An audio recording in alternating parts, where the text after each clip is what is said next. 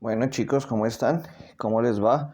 Señores estudiantes de octavo, espero que estén muy bien. El video que vamos a trabajar o lo que vamos a trabajar hoy es sobre la ilustración. Es un proceso bastante interesante, ya que vamos a darnos cuenta que es un proceso que va desde el siglo XVIII, ¿sí? Hasta más o menos el siglo XIX, ¿no? Pero ¿qué es esa vaina de la ilustración? ¿Ustedes qué entenderían por ilustración? La ilustración es, o sea, como su nombre lo dice, cuando ustedes piensan en algo ilustrado es algo que está pensando, ¿sí?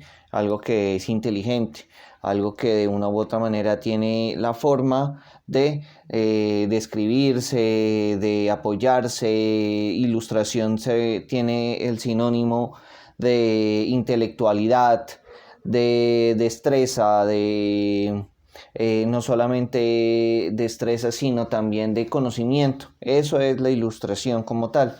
Imagínense que nosotros, yo creo que ustedes en sus clases de séptimo vieron que en Europa dominó al principio un elemento que se llamaba la Edad Media.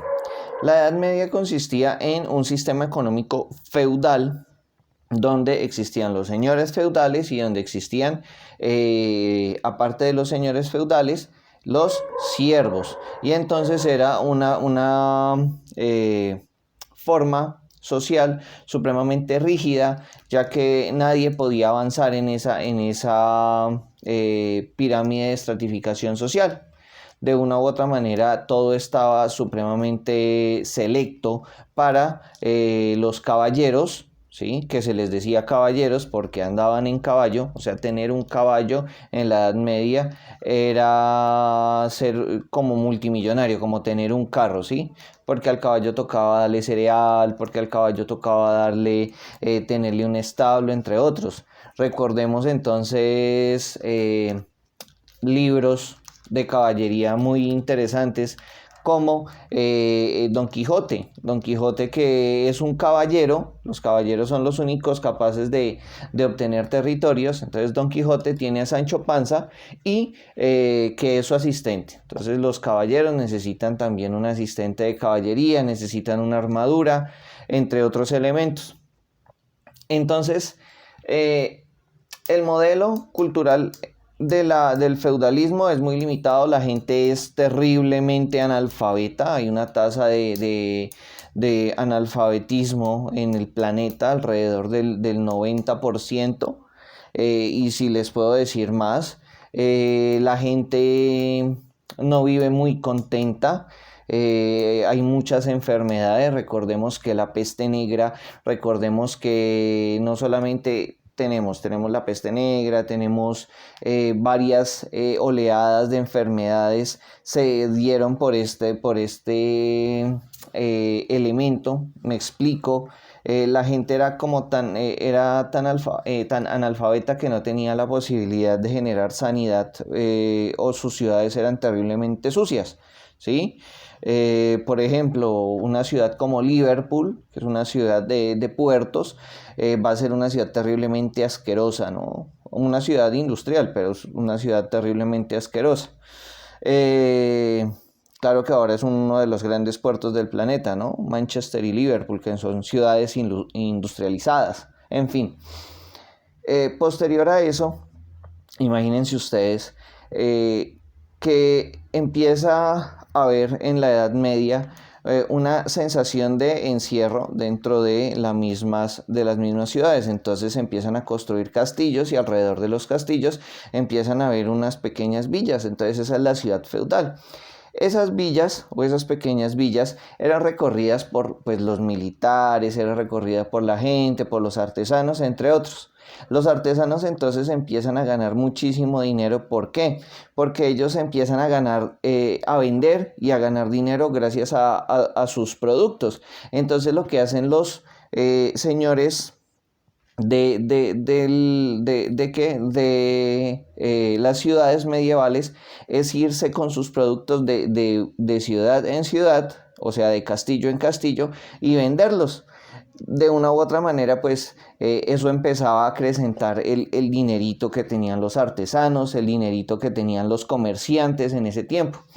Tanto así que los comerciantes se empezaron a ubicar en un sector bastante interesante y a las ciudades se les empezaron a llamar, o sea, recuerden que la ciudad medieval se le podía abrir y cerrar. Recuerden ustedes que como era un castillo, entonces tocaba proteger el castillo.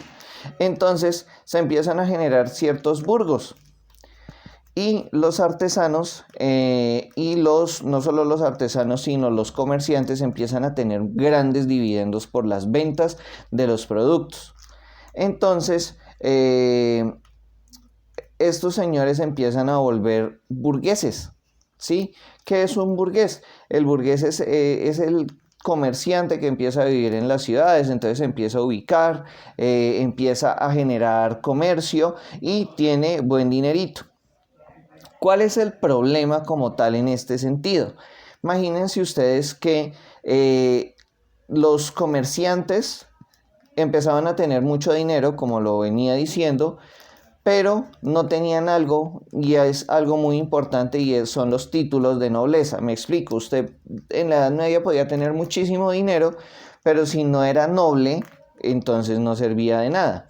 Los títulos de nobleza, si ustedes se acuerdan del Quijote de la Mancha, se otorgan después de la guerra. Entonces se otorga el título de caballería para que usted tenga tierras, para que usted sea un señor feudal. Pero lo mismo en el rey Arturo, lo mismo en toda la época medieval. Pero a los comerciantes no tenían la posibilidad de tener un título mobiliario porque ellos no eran nobles. Ellos eran sencillamente civiles o personas ricas, con mucho dinero. Resulta que posterior a eso se empieza a generar una gran crisis dentro de los burgos y los reyes empiezan a necesitar dinero. Entonces, como los reyes empiezan a necesitar dinero, lo primero que van a hacer estos señores reyes es decirle a los señores burgueses o a los comerciantes que les presten dinero.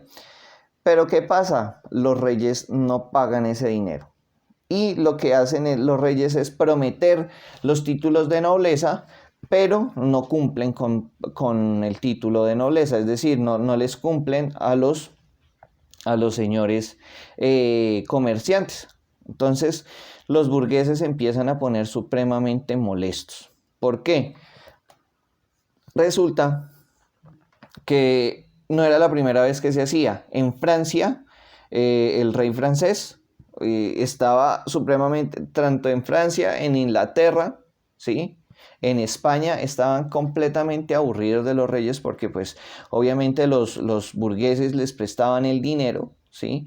Y lo que iban a hacer posteriormente era no pagarles. Recuerden que ya les voy a decir lo que deben hacer bien. No les pagaban. Entonces los burgueses empezaron a poner supremamente molestos y empezaron a generar una serie de revoluciones que se llamó la revolución de las hamburguesas, no mentiras, la revolución burguesa o las revoluciones burguesas. La mayor revolución burguesa que vamos a conocer es la independencia norteamericana y la revolución francesa. De la revolución francesa les voy a hacer uno especial, solo para ustedes. Resulta que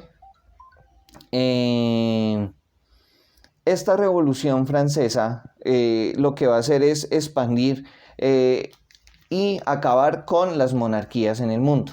Ese es uno de los fenómenos de la Ilustración.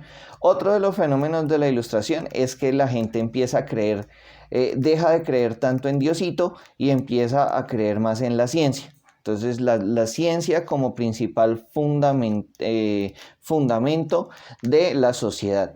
¿Por qué? Porque los comerciantes eran muy, o sea, ellos también vendían libros.